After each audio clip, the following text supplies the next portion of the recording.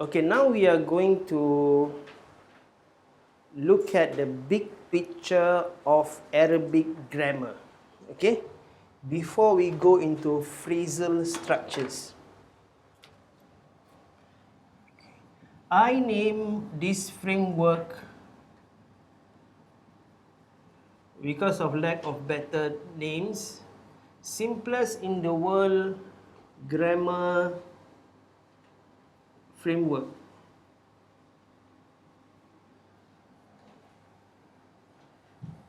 Simplest in the world grammar framework. You don't have to write simplest in the world grammar framework. You just write new grammar framework. Okay, new grammar framework. Usually people will learn grammar like this.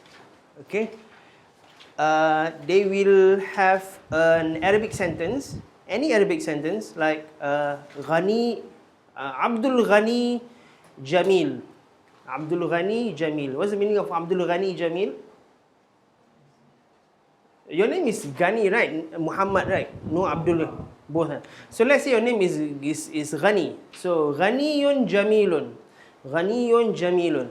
So in Arabic language, you already know the meaning. The meaning is Ghani is handsome. Okay? But when you go into grammar, you know the function of the word Ghani in a sentence. You know the function of the word of Jamil in the sentence. So what are the functions if you remember when we say Ghani Jamil? So what sentence is that? It begins with a noun. So it is a nominal sentence. So in a nominal sentence you have the two core elements which are subject and predicate. So Ghani is subject and predicate. That's simple grammar.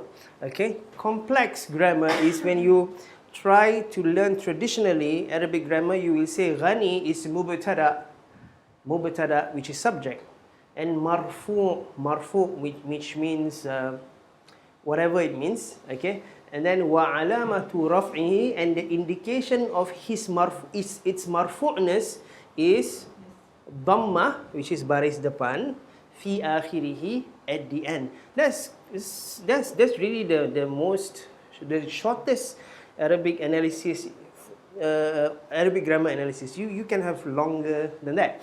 And then you have Jamil, which is the predicate. In Arabic they call it khabar, and the case, they call it case. The case is marfu, and the indication is wa alamatu raf'ihi, same dhammatun zahiratun fi akhirih, which means it has a dhamma, it has a baris depan. That is traditional grammar.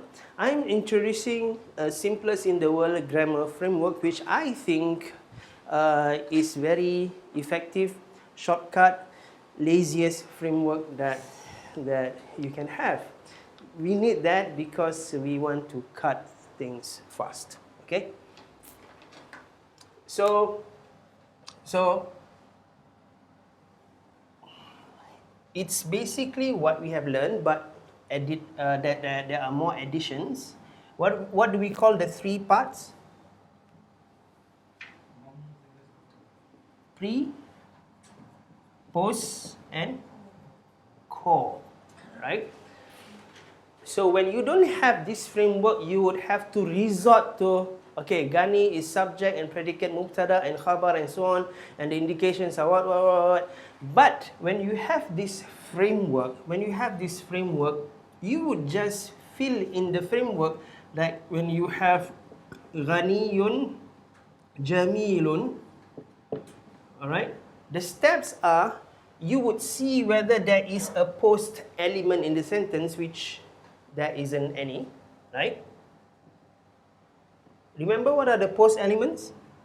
You either have a preposition plus object of preposition, or you either have an object. Okay, so none of that is there. None of that is there at the back. Okay, so there's none of it.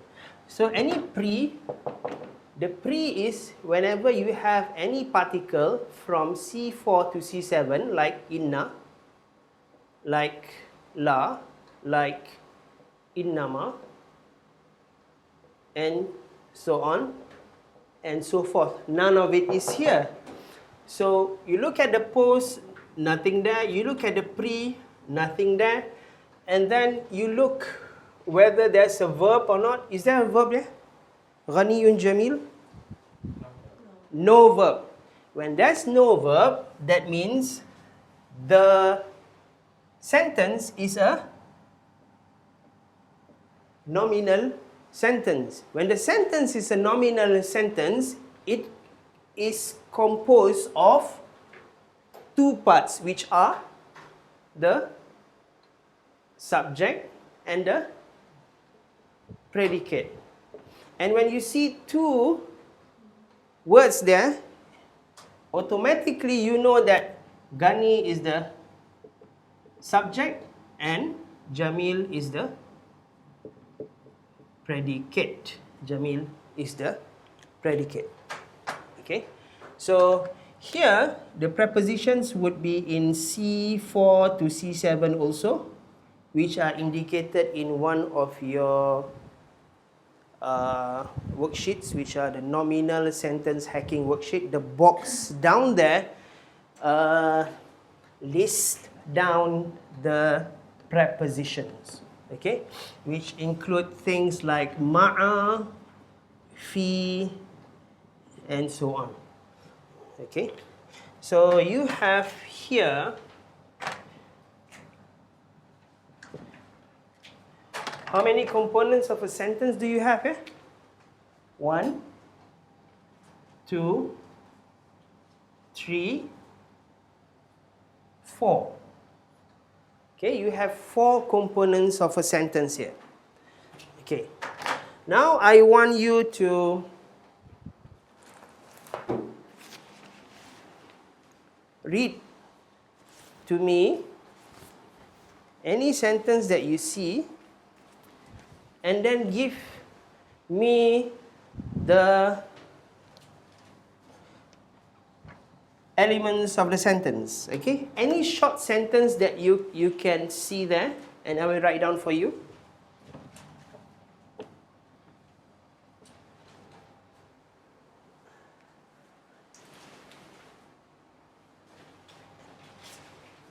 Come on. Semua panjang. Okay, dan ambil yang pendek. Apa tu? Duta Singapura. Wanita Singapura nyaris maut di Paris. Okay. Wanita Singapura nyaris. So you'll be learning Malay grammar also. Nyaris maut di Singapura. Oh, di Paris. Okay. Di Paris. Okay. You see, even in Malay, the framework is somewhat the same. Is there a pause there?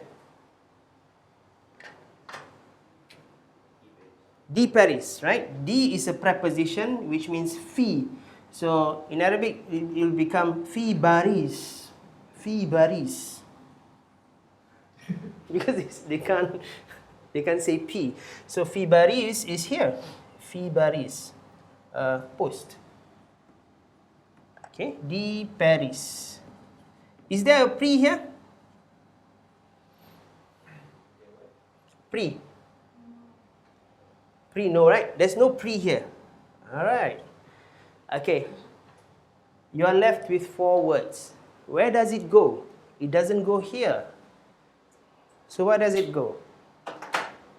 Okay, first, is there a verb there?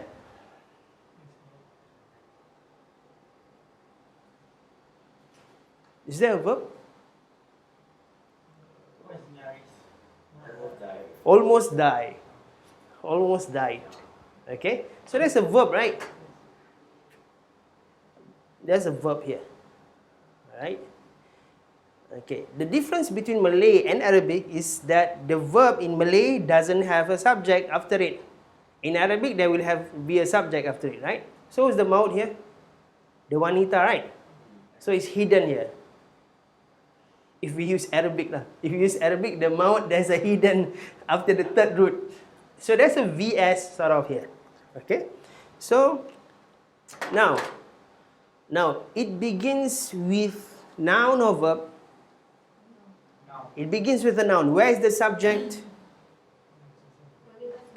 Wanita Singapura is the subject. Okay, so Wanita Singapura. Is it Wanita or Wanita Singapura? It's Wanita Singapura. Okay, let's just put Wanita first. Okay, so we took Wanita Singapura. And then where's the predicate? Nyaris maut. Okay, you got it. Nyaris maut. Okay, nyaris. Nyaris maut. Okay, done. But do you notice that there are two words here which means the same thing, right? Which is referring to one thing, but it's two words, right? So what do we call it? When it's one word, we call word. When it's two words, what do we call it in English? We call it phrase. Okay? I know it's commonsensical, but I have to put the introduction. So when you have a phrase, it's sort of in Arabic, in English or in Malay, we know that Wanita Singapura is the subject, right? No issue at all. Macam, come on, don't tell me that we have to analyze all this. We just understand it. Khalas, finish. Okay? So you don't have to analyze because you understand. In Arabic, we have to understand Wanita Singapura grammatically. Why? Because in Arabic, they don't take Wanita Singapura, the whole thing, as subject. They just take the first word as the subject. And this is kind of extension of the subject. Let's call it extension, although they don't call it extension. But for now, we call it extension. So we put an extension here, right? So Wanita Singapura. Okay. So nyaris is sort of like the predicate. Or is it maut more of the predicate? It's maut, right? Maut. And then nyaris is just a description of the maut, right? So it's not important, but what's important is there are two words there. So maut is here and then nyaris is here. Okay? Okay, let's write something here. So di Paris. Alright. Let's write di Paris yang indah.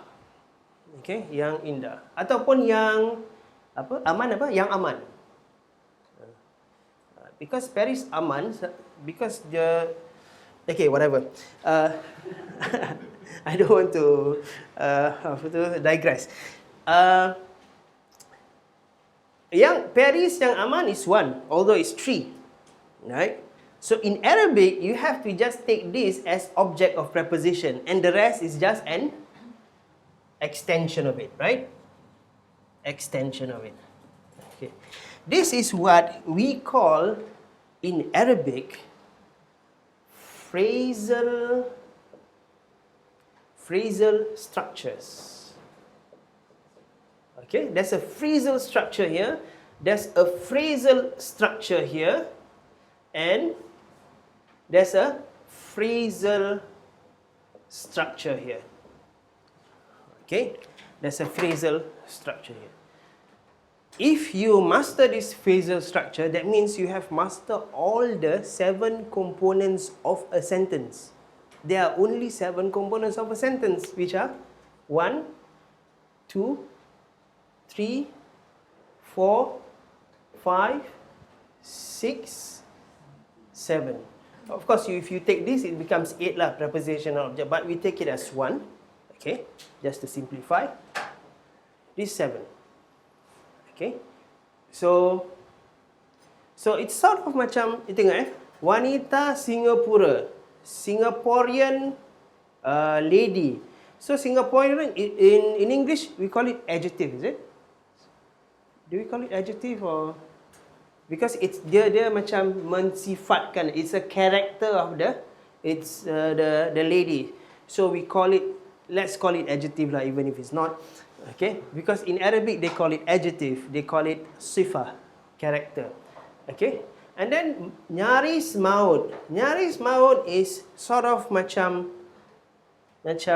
sort of like one word together, but one phrase, but it's two words. Okay, they call this structure something like possessive structure. Possessive structure. It's like it comes together. In Arabic, they call it mudaf and mudaf ilayh, something like that.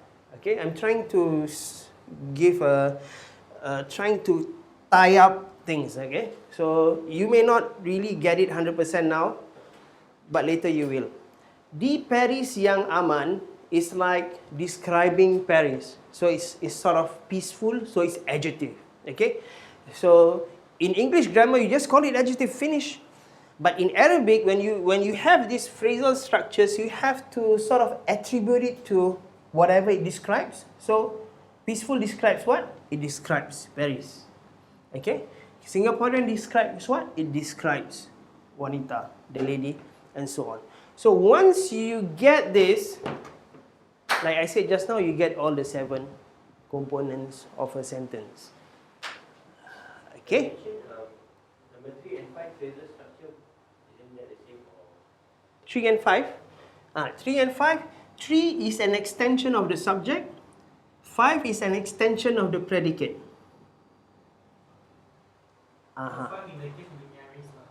Yeah, in this case will be nyaris. Okay? So it only happens here, here, and here. Here, it is an extension of the object of preposition, or it is an extension of the object.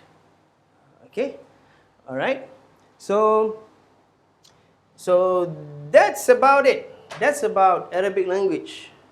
Only pre don't have any extension. Pre doesn't need an extension because it's not a noun. Extension is only for nouns. So all these phrasal structures are noun plus something. Noun plus noun. Noun plus pronoun. And so on. Okay? Yeah. So that's it for the big picture of the simplest in the world grammar framework. After this, we will learn it in Arabic. Okay, now we learn it in Malay and English. After this, we learn it in Arabic. Then it will make more sense. After that, we go to the practice. It will make much more sense. And then you will as if finish 9 months of learning about 1, 2, 3, 4, 5, 6 topics of Arabic grammar in half an hour. Okay, we take a break.